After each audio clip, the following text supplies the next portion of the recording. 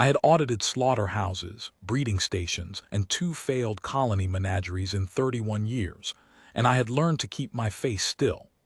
That skill was the only reason the Asenar let me through the gate at Dath Korin without a second look.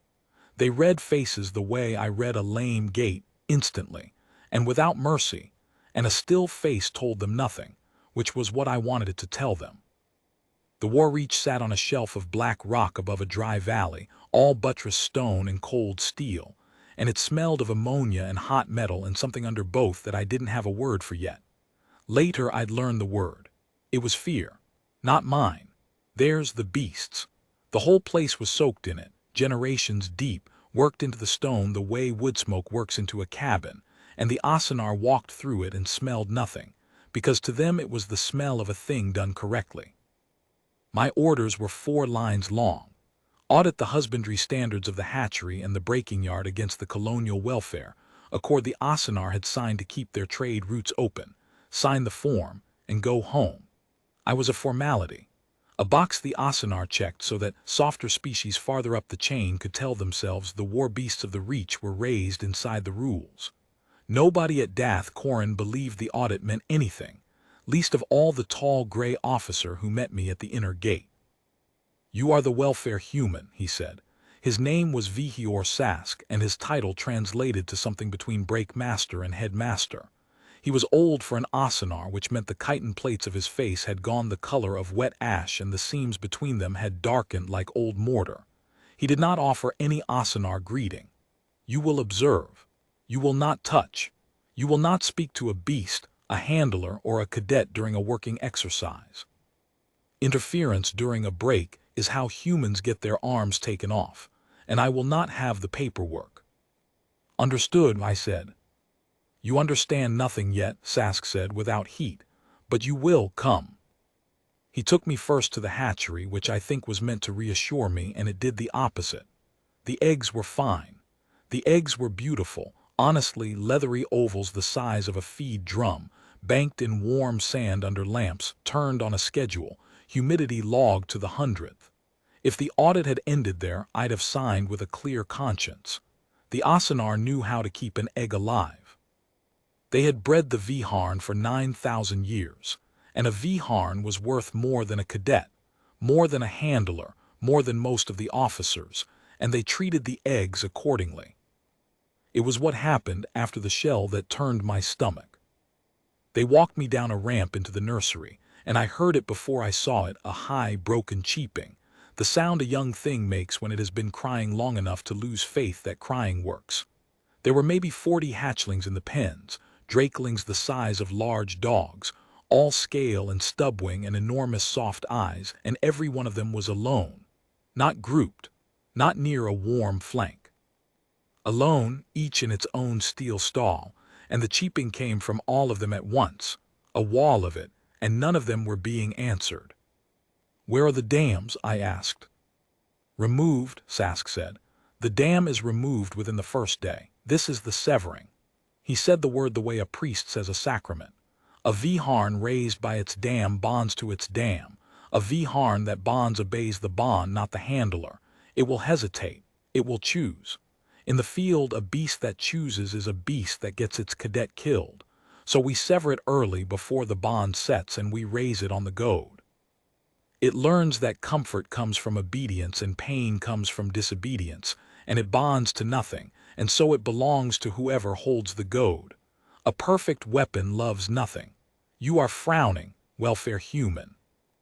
"I'm listening," I said, which was true, and kept my face still, which was the job. "You are frowning inside," Sask said. "I have read your reports on other stations. You confuse suffering with damage. A little suffering correctly applied is not damage, it is instruction. The dam's warmth is the damage. It teaches the beast that there is a place it can go that is not the handler. We simply do not teach that lie." He turned to go. "Come, I will show you a break, and then you will understand the whole of it, and then you will sign your form and stop frowning inside. I have to tell you about the runt now, because that was the day I met it, though I didn't yet know it would matter." At the low end of the nursery, past the numbered stalls, there was a cull pen.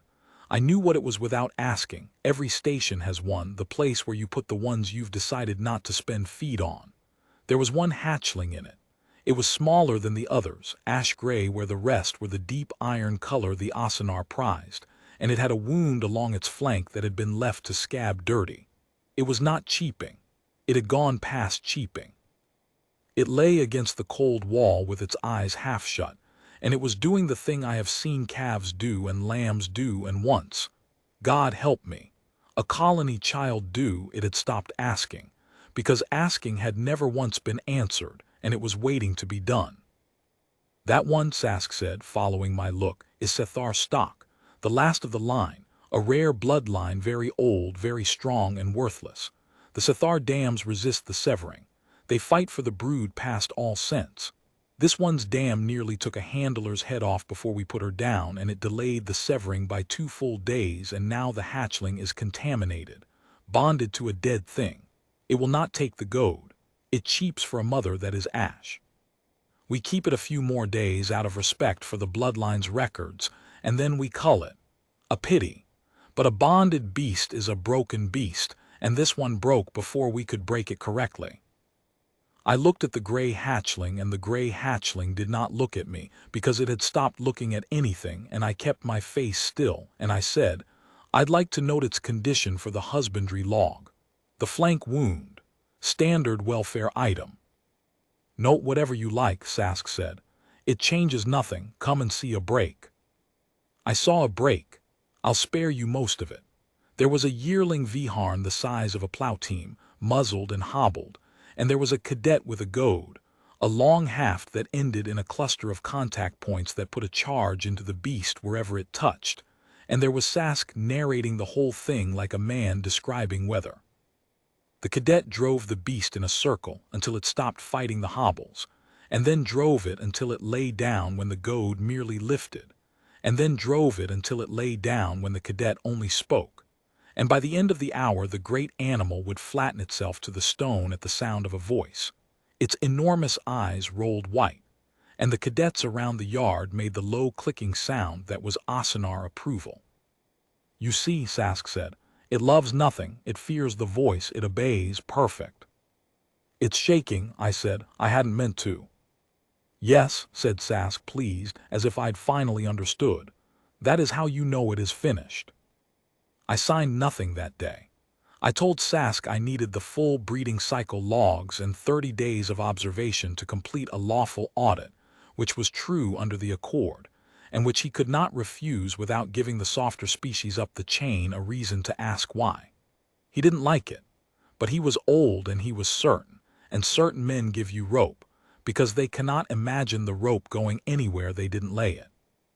He gave me a bunk in the auditor's wing, a set of yard passes, and one more warning about my arms, and he left me to it. That night I went back down to the nursery. I want to be honest about why, because people up the chain later tried to make it into something noble, and it wasn't noble. It was just that I have spent my whole life around young animals, and there is a thing that happens to a person who has spent their whole life around young animals. You cannot listen to a thing that has stopped asking and do nothing. It isn't a decision. It's closer to a reflex, like your hand coming up when something falls. I told myself I was checking the flank wound for the log. That was the excuse. The truth was I couldn't stand the sound of 40 hatchlings crying to no answer, and the one gray hatchling that had stopped, which was worse.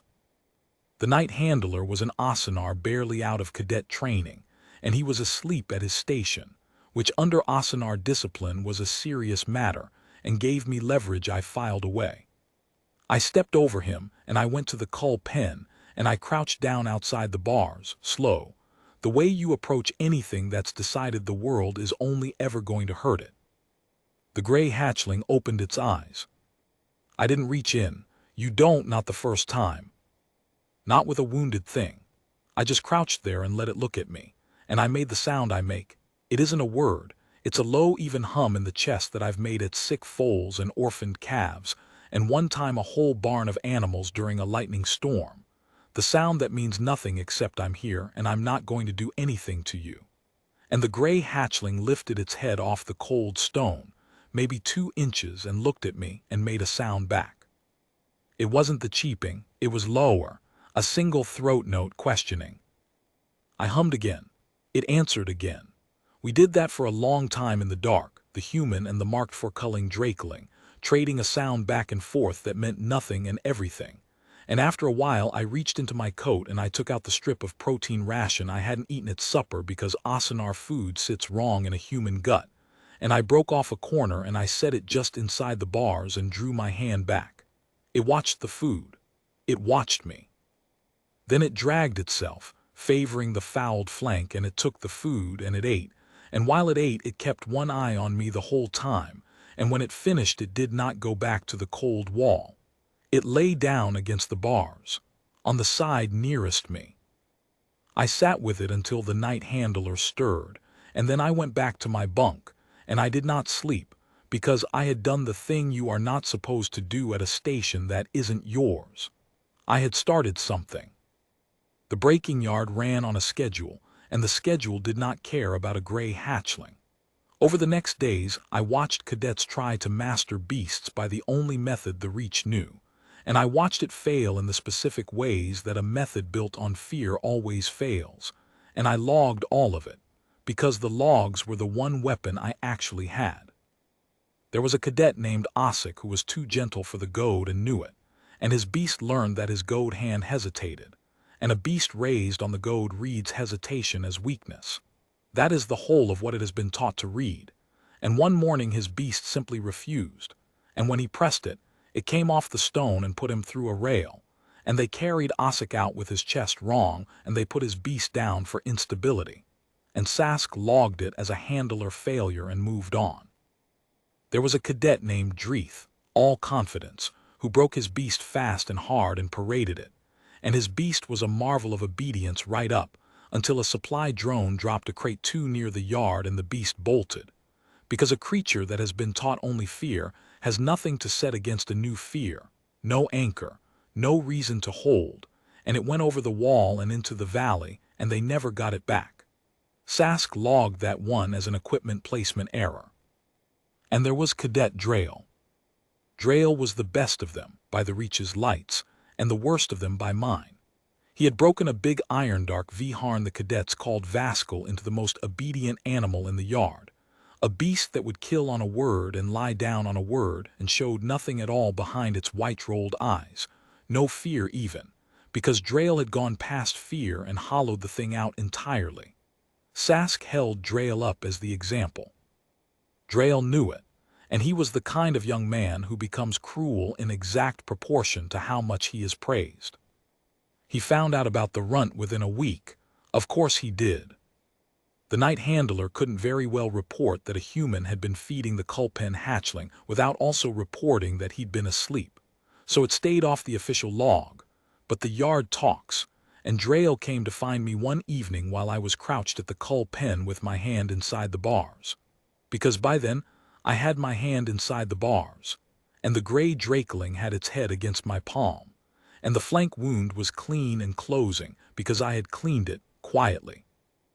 With supplies from the husbandry stores, I was fully entitled to draw. The welfare human keeps a pet, Drail said. Other cadets had come with him to watch. You know what that is, human? That's a spoiled beast, contaminated. You're doing to it exactly what its dam did, teaching it there somewhere soft to run. When the breakmaster calls it, that'll be a mercy you delayed. You should be ashamed. Instead, you sit in the dark and pet the thing you're ruining. I didn't answer him because he wasn't wrong about the facts, only about everything underneath them, and there's no arguing a young man out of a cruelty that's been praised into him. I kept my hand where it was. The gray drakeling had gone still and watchful the moment Drail arrived, not cowering, watchful, and it had shifted its body a few degrees so that it was between my hand and the bars Drail stood behind. I noticed that. I don't think Drail did. A broken beast doesn't put itself between anything and anyone. It has been taught it has nothing worth guarding. Vaskal would end that runt in 4 seconds, Drail said. Mine loves nothing. Yours loves you. In the field, love gets a cadet killed. That's the whole lesson of this place, and you're too soft a species to learn it. He made the clicking sound, and the other cadets made it too, and they left me in the dark with my hand inside the bars. That was the night I gave the drakeling its name. I need to explain the name, because the name is the thing the whole business turned on, and because up the chain they got it wrong, made it into a human sentiment, and it was the opposite of sentiment. It was accurate. I had been going through the breeding logs. I had a lawful right to all of them, and buried in the Sethar line's records was a husbandry note from a keeper generations back, before the severing doctrine hardened, that described the Sethar dam's brood call. Every Viharn dam has one, a throat note she uses to gather her young, and the Sethar dam's call was written out in the old note as a phonetic figure, because the old keeper had thought it worth recording. 2 low notes and a rising third.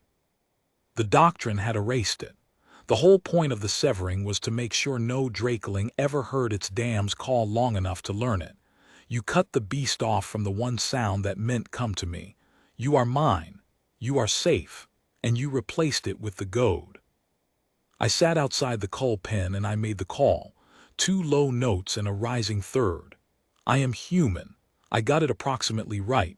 The drakeling's dam was ash and could not correct me. But I made the sound its bloodline had made to its young for 9,000 years.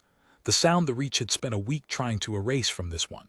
And the gray drakeling came off the floor like I'd pulled it up on a string and pressed the whole side of its head against the bars and made the call back. The answering note.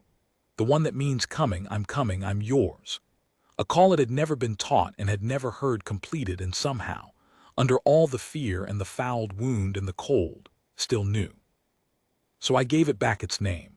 Not a human name, its own. The damn call the severing had cut out of it. From then on that was how I spoke to it, 2 low notes and a rising third, and from then on it was not a cull pen number to me. It was Sethar. It had a name its mother gave it and I had given it back, and a named thing is a thing that belongs to itself, which is the one thing the Reach's whole doctrine existed to prevent. I moved up the audit. I had grounds. My log by then ran to 60 items, and the flank wound neglect and the culling of Ossic's beast and the loss of Dreiths over a wall were all defensible husbandry findings under the accord. I told Sask I intended to file a finding that the severing method produced beasts of unstable field reliability, which was not a welfare argument he could dismiss as human softness.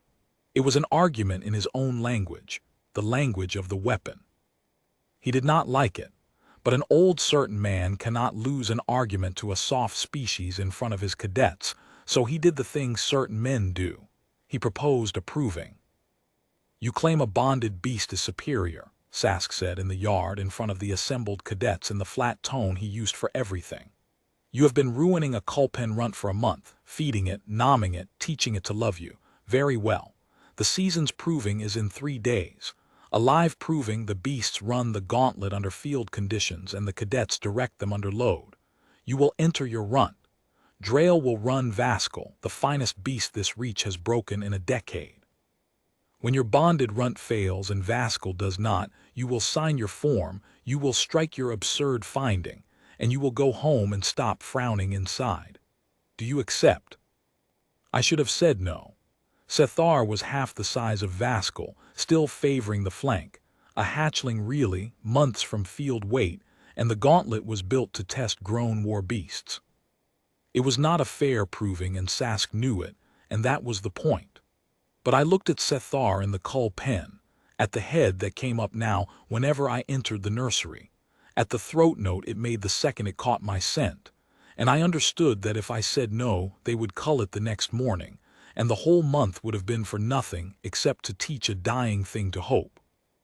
And I understood one more thing, which I could not have said out loud to Sask because he would not have had the frame to hear it. I did not think Sethar would fail. Not because it was strong. Because it had something the broken beasts didn't, and I had spent 31 years watching what that something does under load. I accept, I said, on the record, and I'll add my finding to the proving log so the outcome is entered either way. Sask made the clicking sound, and this time it was not approval. It was the sound an Asenar makes when he has decided a thing is settled. He was wrong, but he made the sound. The 3 days I spent with Sethar. Not training it, I want to be exact, because up the chain they said I trained a war beast in 3 days, and I did no such thing. I couldn't have. I spent 3 days with Sethar the way you spend the last days before you ask something hard of a young animal you've raised. I let it know me completely. I let it learn my scent, my step, my voice at every distance, the damn call at a whisper and the damn call across a yard. I fed it up as much as a month-thin hatchling could take. I cleaned and wrapped the flank a final time, and I sat with it in the dark and made the call and let it answer, over and over, until the sound of my voice and the sound of its own name were the same thing to it, until come to me, you are mine.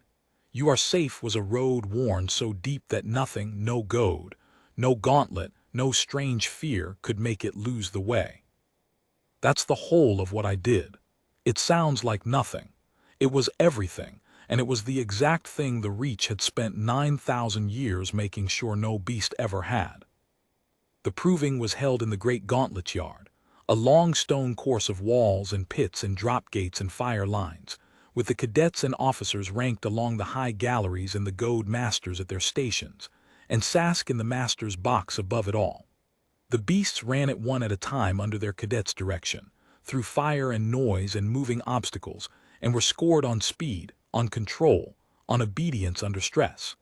Vaskal ran first. He was magnificent, in the way a loaded gun is magnificent. He went through the gauntlet like a thing with no inside to it at all, no hesitation, no fear, because Drail had burned all of that out, and he hit the final mark and dropped flat at Drail's word, and the galleries clicked and thundered and Drail stood over him with his arms raised, and Sask in his box turned to look at me with what on an Asanar passes for a smile.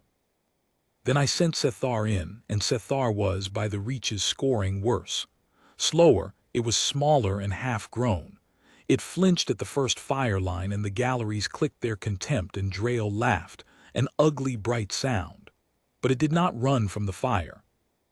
It looked back at me. I was at the entry mark, where the accord let me stand, and I made the damn call, low, 2 notes and a rising third, you are mine, you are safe.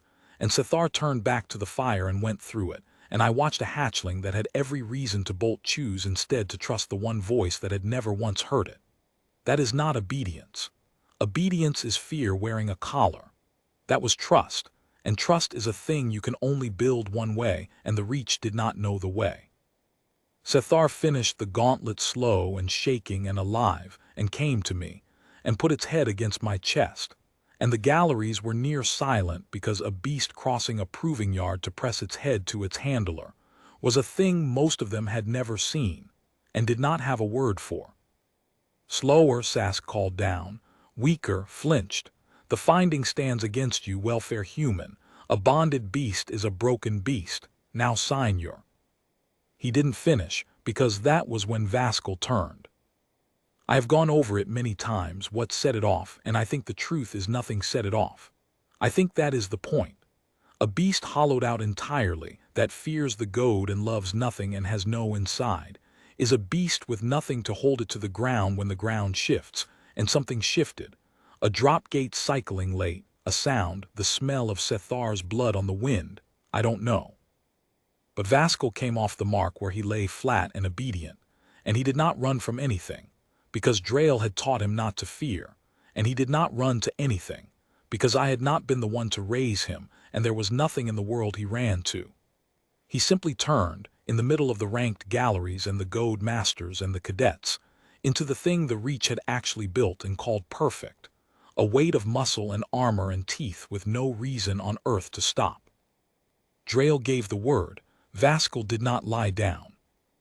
Drail gave it again, screaming now, and lifted his goad, and Vaskal took the goad's charge across his flank and did not so much as flinch.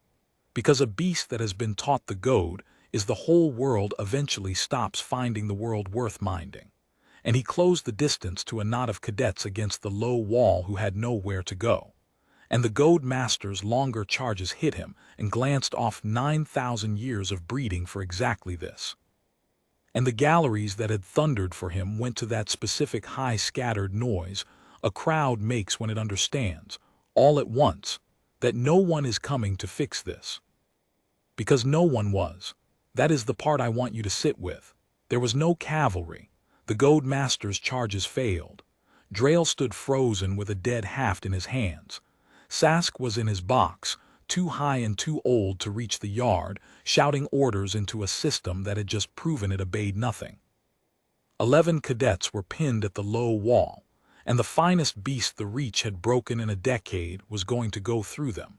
And every doctrine in that stone place had just come due at once and had nothing to pay with. I did the only thing I had. I made the damn call. Not to Vaskil. Vaskil had never had a name to lose. No one had ever called him to come to safety. The sound meant nothing to him. I made it to Sethar, who was against my chest, half-grown and flank-sore and shaking from its own run. 2 low notes and a rising third. And then I did the hardest thing I have ever done with an animal I love, which is I turned the call mid-note, from come to me into the other thing a damn call can be. The thing the old keeper's note had recorded too, and I had almost skipped past. The sharp cut on the third note that a Sethar dam makes not to gather her brood, but to put her body between her brood and the thing coming for it. The call that means behind me. I had no right to expect it to work. Sethar was a hatchling. It had never fought anything. It owed me nothing but a month of food and a name. Sethar came off my chest and put itself between the whole yard and Vaskil. It did not attack. Understand that it was half Vaskil's size. An attack would have been suicide and taught it nothing. It planted itself in Vaskil's line, ash-gray and small and shaking, and it made a sound I had not taught it and did not know, a sound out of 9,000 years. The sound a Sethar dam makes standing over a brood, and Vaskil, the hollow beast, the perfect weapon, the thing that feared the goad and loved nothing and minded nothing. Vaskil stopped. He stopped because Sethar was not afraid of him, and Vaskil had only ever been taught one language, the language of fear, of who is more afraid, and here was a beast a third his size that was not playing that game at all, that was doing something Vaskil had no framework for, that was standing its ground for a reason Vaskil had never been permitted to have. It confused him. A beast raised on fear meets fearlessness and does not know the next move, because there is no next move in the only book he was ever given. He stood there, huge and turned and lethal, in front of a half-grown thing that would not move, and the moment stretched, and in the stretch of it the goad masters got the pit gates cycling and the cadets scrambled clear along the wall. And by the time Vaskil thought to move again, there was nothing left at the low wall to move toward, only Sethar, still planted, still making the sound, still refusing. They dropped Vaskil into the containment pit with the gates. Nobody had to put him down. That came later, and it was quiet, and I did not watch. 11 cadets walked out of that yard who would not have.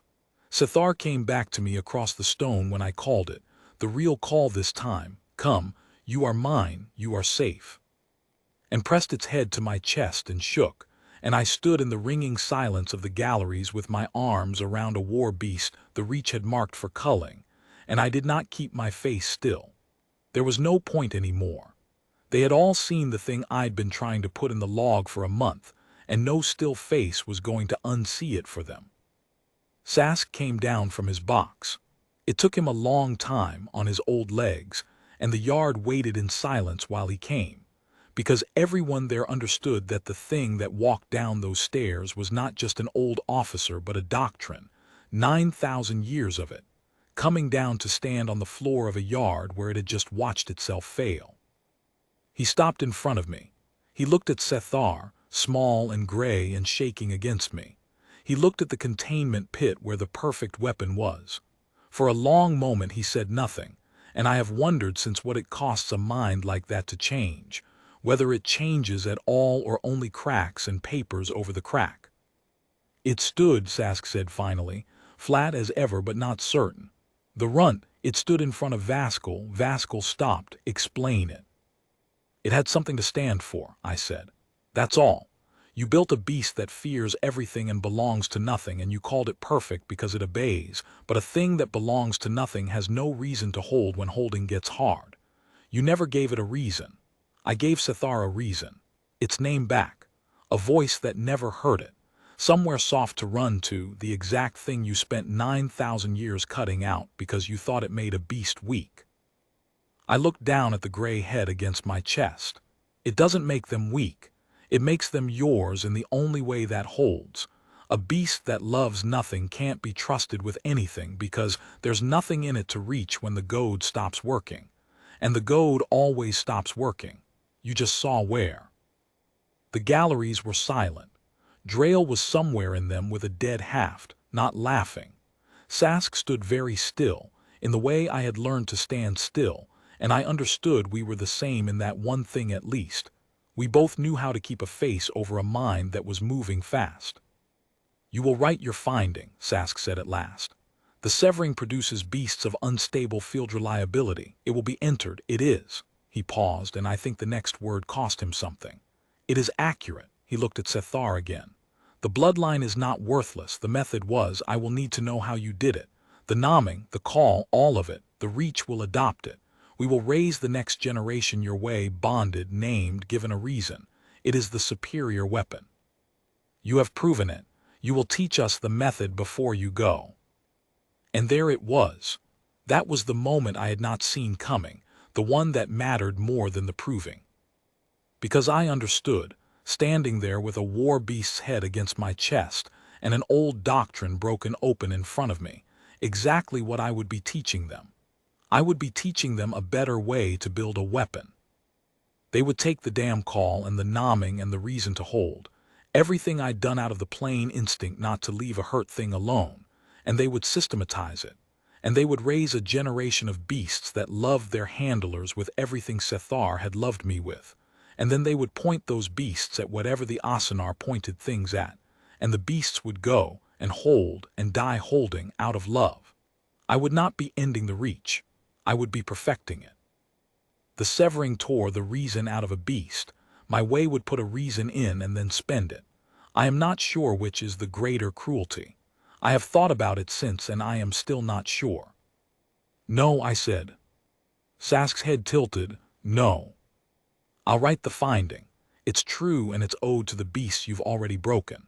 But I won't teach you the method, and if you take Sethar apart to find it, the finding goes up the chain with your name on the loss of a signatory bloodline under a welfare accord, and the softer species who let you keep your trade routes will have a very long question for you." I said it flat, in his own language, the language of consequence, the only one he'd ever really heard. You don't get to make the love into a method. You made a method out of fear for 9,000 years and it came down those stairs with you just now. I won't hand you a better one. Some things aren't supposed to be a doctrine. That's the whole thing you never learned, and I'm not going to teach it to you either. We stood in that a while. Then Sask made a sound I had not heard him make low, and I think it was not approval and not the settling click but something older than either, and he said, "Then what do you want, welfare human? You have broken my reach open in front of my cadets and refused me the piece that would let me mend it. Name your price and go." I named it. I wanted Sethar. Not for the reach, not for a program, not for anyone up any chain. I wanted to sign my finding and take one marked for culling gray hatchling off that black rock and down into the valley and away, to the colony beast station where I'd spent 31 years, where there were no goads and no gauntlets and no doctrine, where a thing that had been taught to love could just get to do it at nothing, for no purpose, for the rest of its long life. It was not much of a price to an old officer who'd wanted the method. He'd expected me to ask for the bloodline, the breeding rights, something with a use. Asking for the runt itself, the individual animal, for no reason but that it was Sethar and it was mine, I don't think he had a frame for it. But that was the point. He gave it to me. I think at the end, he gave it to me precisely because he couldn't understand why I wanted it. And a mind like his, cracked open at last, had just enough room left to let one thing through that it couldn't file. I filed the finding. It went up the chain and did what such things do slowly, which is to say the reach at Dath Korin runs to this day, and the severing is officially discontinued, and unofficially I have no illusions. I changed one line in 9,000 years. That's more than most people change and less than I wanted, and I have made my peace with the size of it. I took Sethar down into the valley in the back of a colony hauler, and it rode with its head against my knee the whole way, and it made the throat note and I made the call back, and somewhere past the shelf of black rock the smell of that place. The fear worked into the stone that the Asenar couldn't smell anymore, finally left us, and Sethar lifted its head and looked at open ground for the first time in its life, and I don't have a word for the sound it made, and I'm not going to invent one. It's grown now. It's bigger than Vaskal ever was, and it will never fight anything, and it comes when I call it by the name its mother gave it, the name I gave back, 2 low notes and a rising third. Cadet Drail wanted me to be ashamed of that, the day he found me in the dark with my hand inside the bars. I've thought about it. I raised a war beast to love a person. In the wrong place, they'd say that got a cadet killed. 11 cadets walked out of that yard. The thing that loved nothing didn't save them. The thing that loved something did. That's the finding I'd write if they let me write only one line. But they don't let you write only one line, so I wrote 60 and signed my form and went home with the runt, and I have kept my face still ever since about how little I regret it.